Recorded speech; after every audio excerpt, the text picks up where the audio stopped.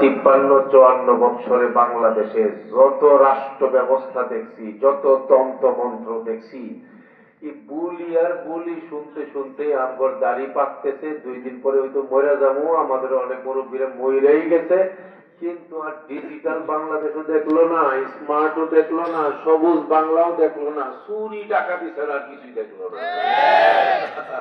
কথা বলেন ঠিক না বেঠিক? আইন এক একজনের জন্য এক এক রকম। সরকারি দলের জন্য আইন একরকম, বিরোধী দলের জন্য আইন একরকম, আলেমদেরকে মারবার জন্য আইন আরেক রকম। কথা বলেন ঠিক না? মুসলমানদের জন্য আইন একরকম, আর বিধর্মী যারা আছে এদেরকে তুলু তুলু তুলু তুলু কইরা আদর আপ্যায়নের জন্য আইন আরেক রকম। কথা বলেন আছে না নাই রকম?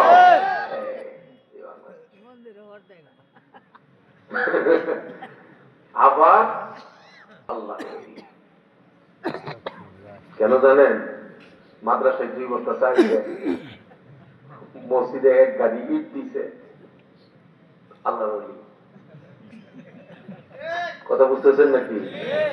আর এই আল্লাহর ওলি পরে কি করে? পর্দার আড়ালে গিয়া কাদিয়ানীদের সঙ্গে মুরগির রান চাবায়।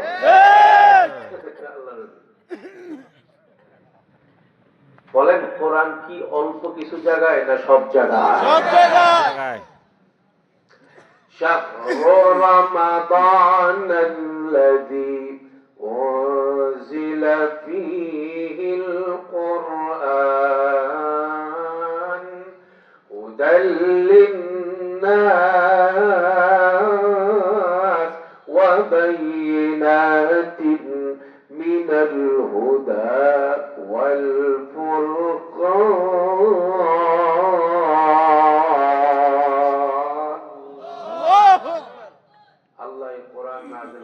মানুষকে হিদায়াত দিবার জন্য, আল্লাহকে চিনবার জন্য, নবীকে চিনবার জন্য, জান্নাতি হওয়ার জন্য, জাহান্নাম থেকে বাঁচার জন্য, সুখী হওয়ার জন্য, হালাল ধরার জন্য, হারাম বাদ দেওয়ার জন্য, গুনাহ থেকে মুক্ত হওয়ার জন্য, কবরের আযাব থেকে বাঁচার জন্য, আল্লাহর নবীর প্রকৃত আশিক হওয়ার জন্য, সিরাতে মুস্তাকিমের অনুসারী হওয়ার জন্য একমাত্র হেদায়েতের কিতাবের নাম কি? কোরআন কারীম। কোরআন ছাড়া আল্লাহকে পাওয়া যাবে না? কথা বলে না। পাওয়া যাবে? নবীকে পাওয়া যাবে? জান্নাত পাওয়া যাবে? আল্লাহর ওলি হওয়া যাবে? কথা বললেন আল্লাহর ওলি হওয়া যাবে? আশিকান হওয়া যাবে? কিন্তু বর্তমানে তো একটা গ্রুপ বাইছে, এরা আশিকান, ঠিক ওলি আল্লাহর আশিকান। এদের ভাষাটা কোন? ঠিক ওলি আল্লাহর আশিকান। এরা সুফিবাদী, এরা সুফি, এরা আধ্যাত্মিক জগতের মানুষ, এরা আল্লাহর ওলিদেরকে ভালোবাসে, এরা মাজারের আশিকান। এই মানুষগুলো তারা আল্লাহর ওলি হওয়ার জন্য, আল্লাহর দুস্থ হওয়ার জন্য, অন্যদেরকে আল্লাহর ওলি বানাইবার জন্য এদের কোনো কোরআন লাগে না।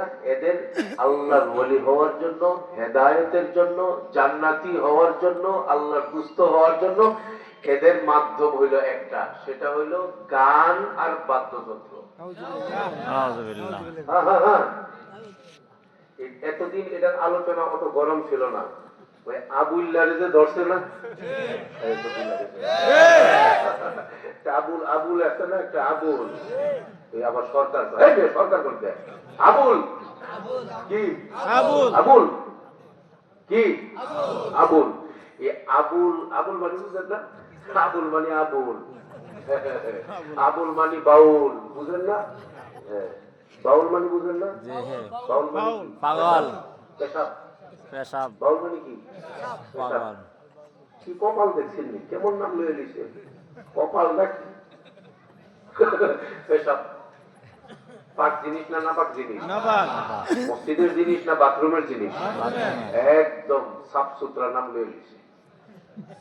হ্যাঁ, এই বাউল বাহিনী এতদিন আমরা মনে করছিলাম, আমিও মনে করছি, আশা করি অনেক আলেম ওলামারাই মনে করছে যে এই বাউলের এই নেতৃত্ব দিত বাংলাদেশের একটা নষ্ট মহিলা, খারাপ মহিলা, নাচের মহিলা, মানুষের চরিত্র নষ্ট করছে, হের চরিত্রেরও 12টা বাজাইছে।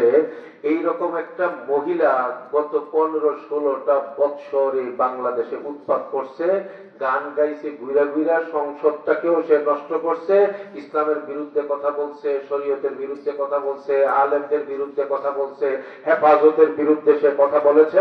এক পর্যায়ে ইসলাম এবং শরীয়তের আলেমকে নিয়ে সে জায়গায় জায়গায় কটূক্তি করেছে, এমনকি সংসদ ভবনে পর্যন্ত সে বলেছে আলেমরা কি জানে, আমি কি কম জানি, বুখারী শরীফ, মুসলিম শরীফ, তিরমিজি শরীফ, সিয়াসিটা আমি সব পড়ছি, এগুলো বলছে। আর ওই যে সাবেক এই যে জালেম সরকারের প্রধান যিনি ছিলেন, উনি একবারে টেবিল চাপড়ায়া তাকে অভিনন্দন জানাইছে। তারা সবাই চাইছে ডুগডুগি বাজায়া এই দেশ থেকে ইসলাম বিদায় কইরা নাস্তিকতা প্রতিষ্ঠিত করতে, হিন্দুত্ববাদী চিন্তা প্রতিষ্ঠিত করতে। এ দেশে থাকবে কেবল মাত্র বিকৃত ইসলাম, সত্যিকারের ইসলাম বাংলার জমিনে থাকতে দেওয়া হবে না, ময়মনসিংহেও থাকতে দেওয়া হবে না, তারাইলেও থাকতে দেওয়া হবে না। ইসলাম যেটা হবে এটা থাকবে মানুষের পায়ে সেজদা করার ইসলাম, ইসলাম যেটা হবে সেটা গান বাজনার ইসলাম, ইসলাম যেটা হবে এটা হবে ল্যাংটা হওয়ার ইসলাম, ইসলাম যেটা হবে এটা বাদ্যযন্ত্রের ইসলাম, ইসলাম যেটা হবে এটা মদ খাওয়া গাঞ্জাখুরের ইসলাম। এটাই তারা চেয়েছিল। আর বাংলাদেশের হাক্কানি দেওবন্দি উলামায়ে কেরাম চেয়ে চেয়ে দেখবে, এটা তাদের পক্ষে সম্ভব ছিল না। প্রতিবাদের আগুন ধরিয়ে দিয়েছিল।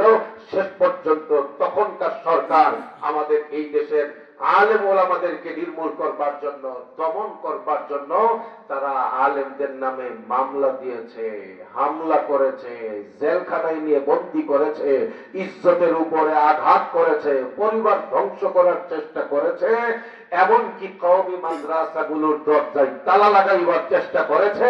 আল্লাহ সাক্ষী, 13 সালের সেই শাপলা চত্বর সাক্ষী, 21 সাল সাক্ষী, 24-এর বিপ্লবের ইতিহাস সাক্ষী।